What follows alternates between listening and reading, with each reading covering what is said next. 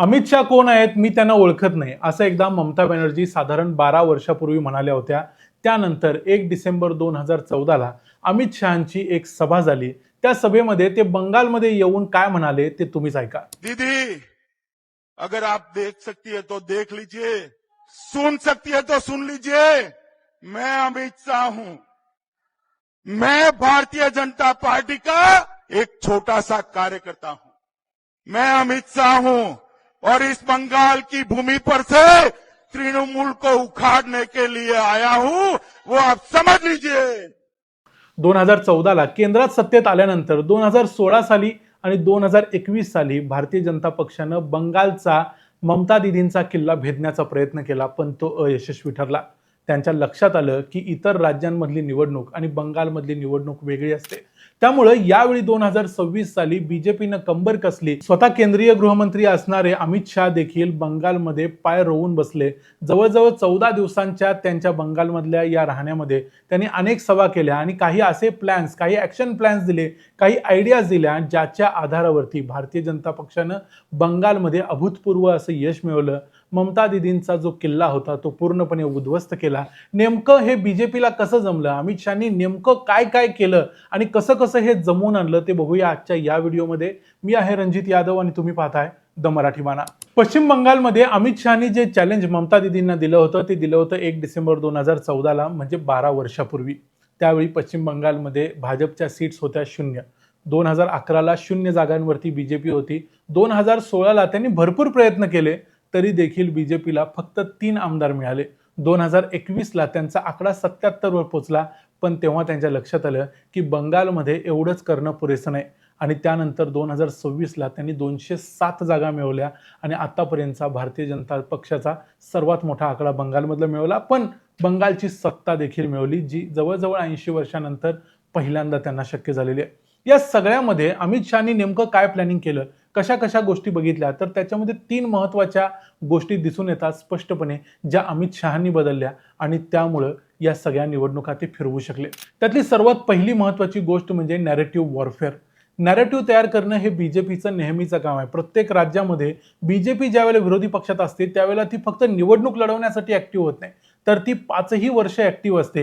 ही गोष्ट बंगालमध्ये बीजेपीनं मोठ्या प्रमाणावर केली आणि मागच्या 5 वर्षात जे काही महत्त्वाच्या भ्रष्टाचाराच्या गोष्टी झाल्या, काही बलात्काराच्या घटना घडल्या, या प्रत्येक वेळेला बीजेपी ऍक्टिव्ह होती। आरजी कारमधली हॉस्पिटलची जी घटना घडली, त्यानंतर बंगालमध्ये जो उद्रेक झाला त्याच्या मागे बीजेपी मोठ्या प्रमाणावर उभी होती। त्यानंतर बंगालमध्ये संदेश खालीमध्ये जो सेक्शुअल व्हायलन्सच्या घटना झाल्या, ज्यामध्ये टीएमसीचे नेते सहभागी होते, त्यावेळी देखील बीजेपी ऍक्टिव्ह होते आणि त्यांनी हे मुद्दे लावून धरले। जी आरजी कारमधली जी मुलगी होती तिच्या आईला भारतीय जनता पक्षानं पाणीहाटीमधून तिकीट दिलं आणि ती जवळजवळ 40,000 मतांनी निवडून देखील आणली। म्हणजे एक प्रकारे जो एक व्रण होता ममता बॅनर्जींच्या संपूर्ण ॲडमिनिस्ट्रेशनवरती, तो व्रण त्यांनी तसा जिवंत ठेवला आणि अगदी निवडणुकीपर्यंत त्याला समोर समोर ठेवलं, जेणेकरून लोकांच्या ती गोष्ट लक्षात राहील आणि तशी ती राहिली आणि त्याचा परिणाम झालेला दिसला।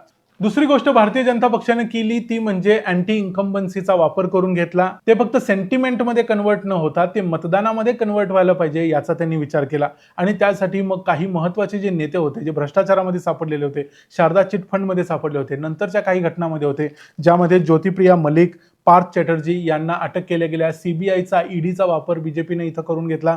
याच्याशिवाय भ्रष्टाचाराशिवाय इतर काही घटना घडल्या त्या देखील लावून धरल्या। त्यामुळे लोकांच्या मनात रोष उत्पन्न झाला। आणखी एक गोष्ट त्यांनी केली ती म्हणजे बंगालमध्ये भीतीमुक्त निवडणुका होणं गरजेचं होतं, कारण बंगालमध्ये मोठ्या प्रमाणावर गुंडाराज चालतो आणि ममता बॅनर्जींचे गुंड कोणत्या लेवलला जातात हे आपण बघितलेलंच आहे। डायमंड हार्बर केसमध्ये अगदी बीजेपीच्या नावासमोर, बटनासमोर त्यांनी चिकटपट्टी लावलेली होती, इथपर्यंत ते पोहोचलेले होते। त्यामुळे या सगळ्या त्या गोष्टी करू शकतात। यासाठी मतदारांमध्ये भीती नसणं गरजेचं आहे, त्यांना मतदान केंद्रापर्यंत कोणाच्याही प्रेशर शिवाय जाणं गरजेचं होतं। त्यासाठी त्यांनी जवळजवळ 3.5 लाख सेंट्रल फोर्सेसचे लोक तिथे नेमले। तिथले पोलीस असताना देखील बीजेपीनं या पोलिसांचा वापर केला। सीएपीएफचे, सीआरपीएफचे लोक तिथे राहिले। 3.5 लाख लोक असल्यामुळं लोकांना सहजपणे बाहेर पडता आलं आणि कोणत्याही टीएमसीच्या लोकांच्या भीतीस्तव मतदान केंद्रापर्यंत न जाता ते आपणहून स्वतः तिथपर्यंत पोहोचले आणि त्यांनी स्वतःच मतदान केलं, हे लोकांना बघायला मिळालं। याच्याशिवाय आणखी एक गोष्ट झाली ती म्हणजे SIR, स्पेशल इंटेन्सिव्ह रिव्हिजनमध्ये अनेक लोकांची, जे मृत होते, ज्यांनी गाव सोडलेलं होतं, जे दुसरीकडे जाऊन राहिलेले होते, अशा लोकांच्या नावावर देखील मतदान केलं जायचं बंगालमध्ये. कारण बंगालमध्ये भरपूर भीतीचं राजकारण होतं आणि मतदान केंद्रावरती एकदा टीएमसीचे गुंड जाऊन पोहोचले ते काहीही करू शकायचे. ते सगळं टाळण्यासाठी या लोकांची नावच लिस्टमध्ये येणार नाहीत यासाठी प्रयत्न केले गेले आणि जवळजवळ 91 लाख लोक जे असे होते ज्यांच्या नावावर फेक मतदान झालं असतं ते त्यांनी व्यवस्थितपणे टाळलं. SIR लावून धरला आणि तो पूर्ण करून घेतला. यानंतर येतं बीजेपीची जी मशिनरी ऍक्च्युअली कामाला होती ती मशिनरी आणि ती अमित शहानी ज्या मायक्रो लेवलपर्यंत चालवली होती त्याचा सर्वात महत्त्वाचा रोल. पश्चिम बंगालमध्ये जवळजवळ 6.75 कोटी मतदार होते. या 6.75 कोटी मतदारांसाठी 85,379 बूथ होते. म्हणजे एवढे 85,000 बूथवरती एक एक माणूस तरी पाहिजे होता. पण बीजेपीनं फक्त एक एक माणूस दिला नाही. त्यांनी काय केलं बघा पुढं. 4.5 लाख तर पोलिंग ऑफिसर्स होते जे इलेक्शन कमिशनने नेमलेले होते आणि बीजेपीनं जी स्टेट मशिनरी इलेक्शनसाठी तयार केलेली त्यामध्ये संपूर्ण राज्यासाठी एक इलेक्शनचा इन्चार्ज होता. त्याच्यानंतर 23 जिल्ह्यांसाठी 23 इन्चार्ज होते. त्या प्रत्येक जिल्ह्यातल्या इन्चार्जच्या हाताखाली मंडल इन्चार्ज होते, ज्यामध्ये एकूण जर राज्यातला आकडा बघितला जवळजवळ 1500 ते 2000 लोकांचा आकडा निघतो. आणि त्याच्या खाली शक्ती केंद्र प्रमुख, ज्याला पन्ना प्रमुख म्हटलं जातं, याचा सर्वात मोठा रोल होता. भारतीय जनता पक्षानं पन्ना प्रमुख म्हणजे एक पान, लिटरली सांगायचं जर इलेक्शन कमिशनची जी लिस्ट असते मतदारांची त्याचं एक पान, त्या एक पानाचा प्रमुख हा त्या संपूर्ण पानावरच्या प्रत्येक माणसाला मतदान केंद्रापर्यंत आणायचं काम करतो. आणि असा पन्ना प्रमुख जर बघितले तर भारतीय जनता पक्षानं संपूर्ण बंगालमध्ये 13.5 लाख पन्ना प्रमुखांना कामाला लावलं. म्हणजे एवढे कार्यकर्ते त्यांनी पन्ना प्रमुख म्हणून नेमले. एका पन्ना प्रमुखाचं काम एवढंच की त्यानं 10 ते 15 फॅमिलीज पकडायच्या आणि त्यांना मतदान केंद्रावर नेऊन त्यांच्याकडून मतदान करून घ्यायचं. जर मतदानाची आकडेवारी बघितली तर 92-93% ही गेली कशी, तर ती अशी गेली. त्यासाठी एवढ्या मायक्रो लेवलपर्यंत जाऊन काम करायला लागतं. आणि या संपूर्ण काळामध्ये बघितलं तर अमित शहा जे केंद्रीय गृहमंत्री आहेत तरी देखील ते जवळजवळ 14 दिवस सलगपणे पश्चिम बंगालमध्ये ठाण मांडून बसलेले होते. त्यांनी अनेक मीटिंग घेतल्या, ज्यांनी ज्या सभा घेतल्या त्या वेगळ्याच.